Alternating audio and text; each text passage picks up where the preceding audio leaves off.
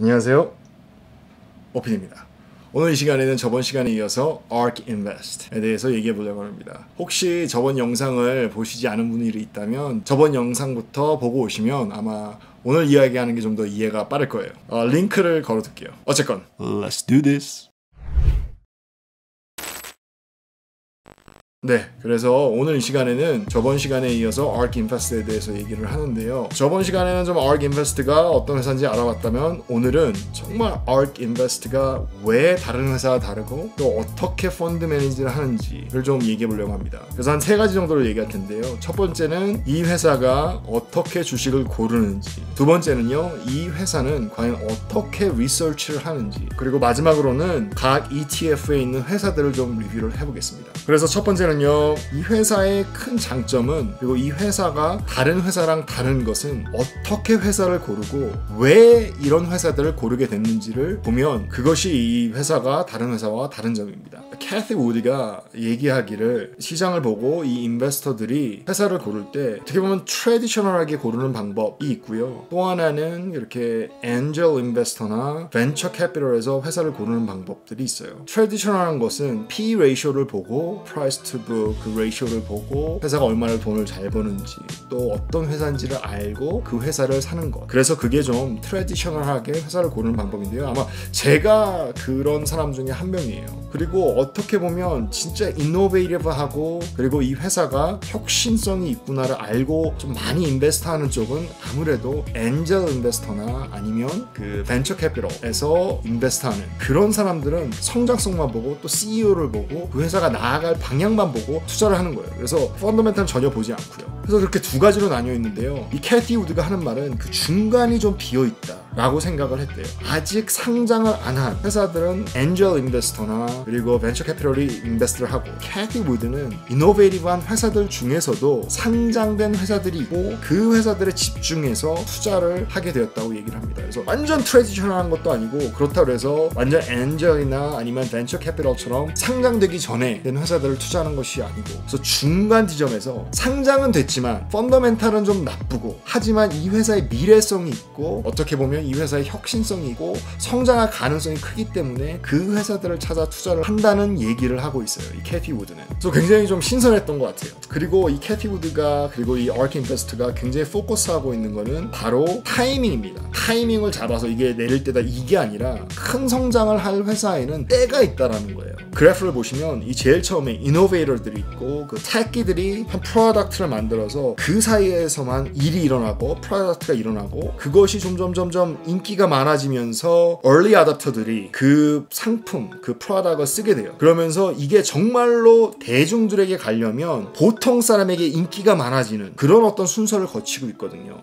그런데 이 ARK 인베스트는 어떤 타이밍을 노리냐면 이 얼리 어댑터에서 큰 대중으로 가기 전 바로 그 단계에서 회사에 투자를 하고 싶다는 거예요. 어떤 회사의 장점을 빨리 알아보고 아직까지는 얼리 어댑터들만 쓰고 있는데 이것이 정말 성장 가능성이 있고 대중으로만 갈 수 있다면 아직 대중에게 가지 않았을 그 바로 시기에 투자를 한다는 얘기거든요. 그렇다면 이 주식과 회사의 펀더멘탈이 아직은 좋지 않거든요. 대중으로 가야 많은 프로덕트들이 팔리고 그래야 펀더멘탈이 좋아지는데, ARK 인베스트에서는 펀더멘탈이 좀 나쁘더라도 바로 이 얼리 어댑터에서 대중으로 가기 그 시기, 이노베이티브한 회사를 찾아서 투자를 한다는 얘기예요. 성공만 한다면 대박을 치는 거죠. 대중 가기 바로 직전에 투자를 한다면 굉장한 수익률을 낼 수가 있죠. 그 애플이라는 회사를 봤을 때 이 애플에서 아이폰을 바로 냈을 때 그 시기를 얘기하는 것 같아요. 그래서 잘 보게 되면 만약에 진짜 아이폰이 나오자마자 아니면 아이폰 3가 나왔을 때 그 시기에 아이폰의 주식을 샀다면 이 아이폰이 대박 난 건 아이폰 3G서부터 대박이 났잖아요. 그리고 아이폰 4가 완전히 빵 터지면서 주식은 뭐 그냥 하늘을 찔렀죠. 바로 그 시기를 노린다는 게 이 ARK 인베스트 투자 철학입니다. 이 두 번째, 다른 회사와 다른 점은 리서치 팀이에요. 이노베이티브한 회사를 알기 위해서는 어떤 분야가 미래에 성장할지, 또 어떤 회사가 미래에 성장 성장할지를 알려면 정말 리서치를 많이 해야 되는데 이 ARK Investment는 굉장한 리서치 팀을 갖고 있어요. 그 사람들이 말하는 건 Thematic Analyst라고 해서 그런 좀 다른 팀에 있는 그 아날리스트들이 서로 협력해서 회사를 찾고 또 회사를 공부하고 또 어떤 그 섹터를 찾고 또 섹터를 공부하는 것 같아요. 단순히 그 회사만을 찾고 이 회사가 좋은지 나쁜지를 아는 것도 중요하지만 미래엔 과연 어떤 일이 또 어떤 분야가 커질까 굉장히 리서치를 하고 있습니다. 베이직 아이디어 두 가지가 있습니다. 그래서 탑 다운 리서치가 있고 바텀 업 리서치가 있어요. 그거는 뭐 다른 회사들이랑 다 비슷하죠. 그래서 탑 다운은 어떤 섹터를 알아보고 분야를 알아보고 거기서 회사를 찾아서 사는 것과 바텀 업은 회사를 먼저 찾아서 밸류에이션하고 리스크 매니지먼트를 하고 미래를 보고 사는 것.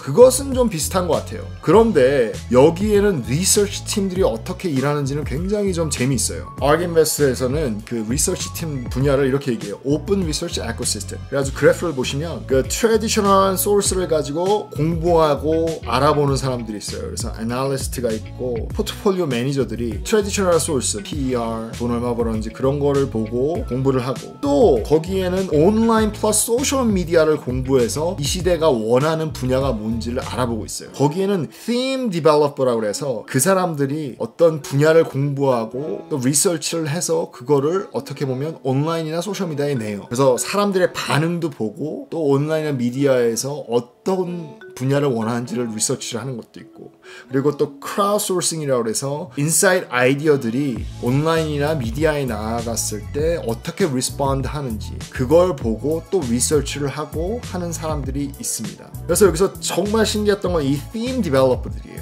이 theme developer들은 누구냐 하면 thought leaders 그래가지고 생각하는 어떤 리더들이에요. 재밌죠? 전 이런 거 본 적이 없는데 이 사람들은 누구냐면 그 어떤 field 안에서 정말로 일했던 사람들 어떤 subject matter에서 좀 knowledge가 있었던 사람들 뭐 어떤 가르친다든지 예를 들면 DNA sequencing을 하는 회사를 살 때 거기에서 일했던 사람들을 theme developer로 삼아서 그 사람들의 어떤 경험이나 그 사람들이 알고 있는 지식을 토대로 또 회사를 찾는 거예요. 그러면 그 분야에 있어서는 정말로 경험이 많은 스페셜리스트들이 회사를 찾는 거죠. 그런 사람들과 트래디셔널 애널리스트들 또 포트폴리오 매니저들 그 모든 사람들이 같이 일함으로써 또 거기서 나오는 시너지 효과로 회사를 고르고 투자하고 또 포트폴리오를 만들어 나가는 거예요. 저는 하여튼 놀라웠습니다. 그 방법이 어떻게 보면 정말 필요한 그런 리서치인 것 같아요. 네, 이번에는 5개 액티브 ETF에 어떤 회사들이 있는지 좀 보겠습니다. 제일 처음 대표적이고 제일 큰 RK를 먼저 보겠습니다. 이 RK는 모든 필드에 있는 회사들 중에 괜찮은 회사만 모아놓은 ETF입니다. 이 ETF가 제일 크고요. 토탈 애셋의 65% 정도가 이 ETF로 구성되어 있습니다. 그때 말씀드렸던 것처럼 2014년도 10월 달에 만들어졌고요. Expense ratio는 0.75%입니다. Net Asset은 4.8 billion.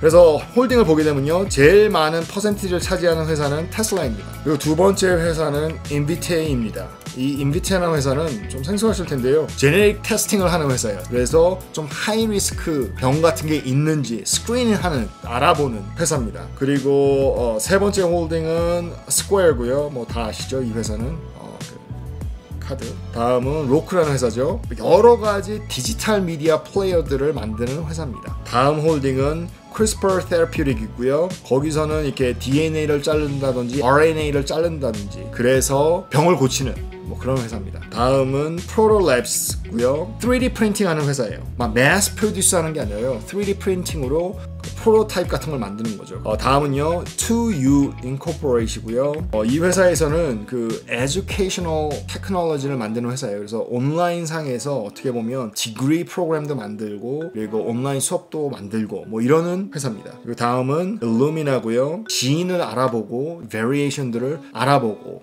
하는 회사입니다.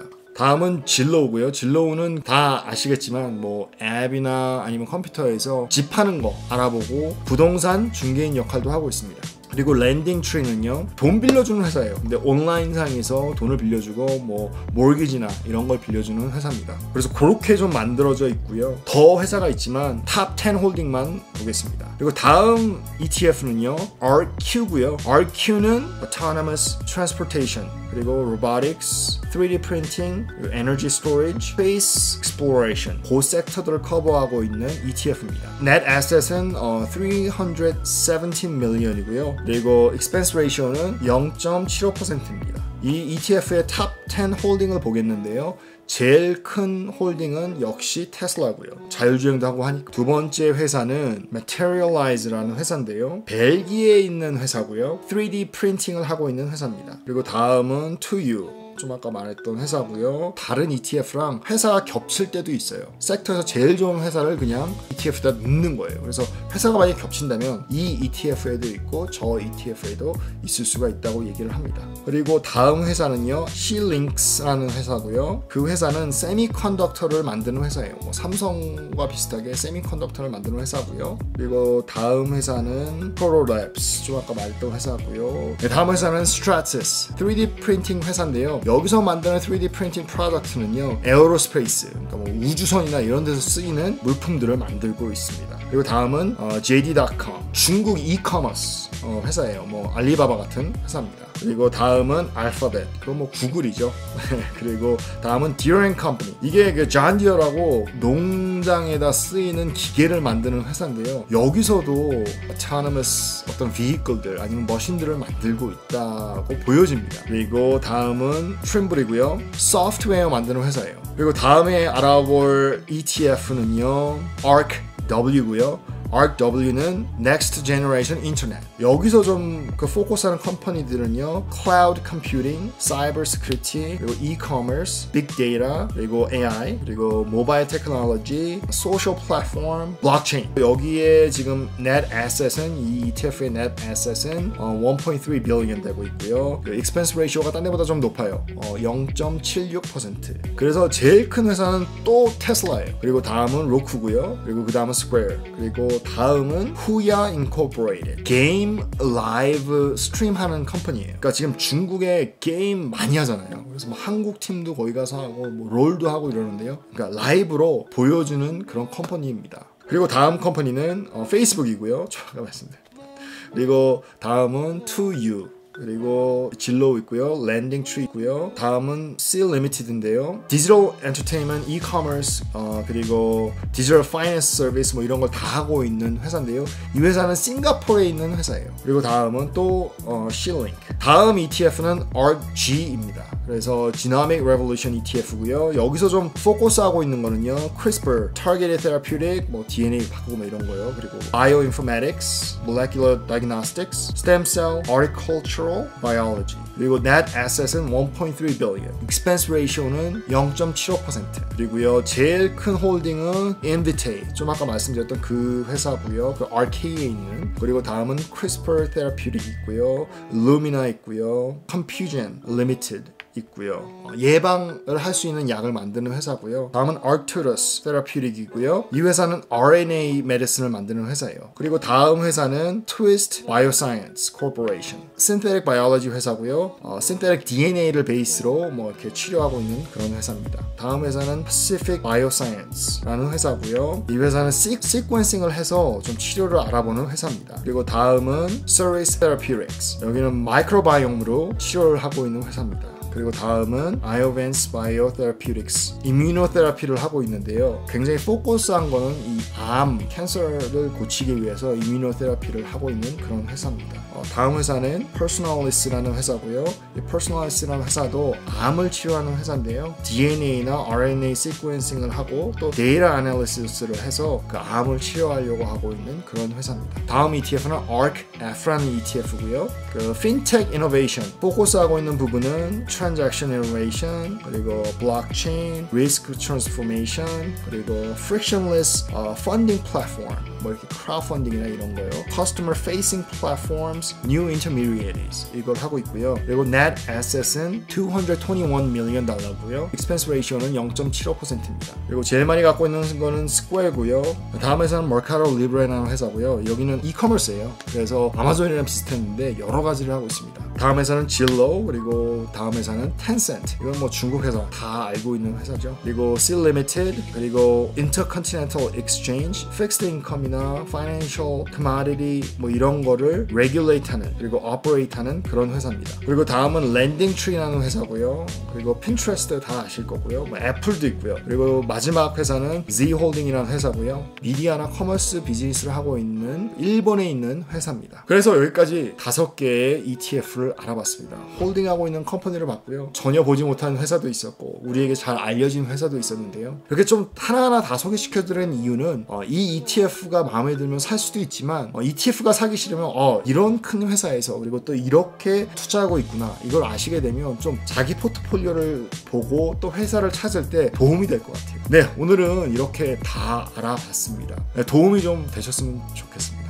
지금 굉장한 수익률을 내고 있는데 개인적인 생각에는 아직은 좀 굉장히 영한 그런 회사고요. 2014년부터 지금까지 투자를 해왔기 때문에 아직까지는 bear market, 진짜 큰 bear market을 어떻게 이 회사에서 뚫어 나갔는지 그거는 아직 볼 기회가 없었지만 굉장한 수익률을 보여줬기 때문에 무시할 수는 없는 ETF인 것 같아요. 저는 어떻게 계속 좀 보고 기회를 봐서 조금 좀 투자를 해보려고 생각을 하고 있습니다. 네, 오늘도 이렇게 영상을 끝까지 봐주셔서 너무 감사하고요. 지금까지 OPD였습니다. 감사합니다.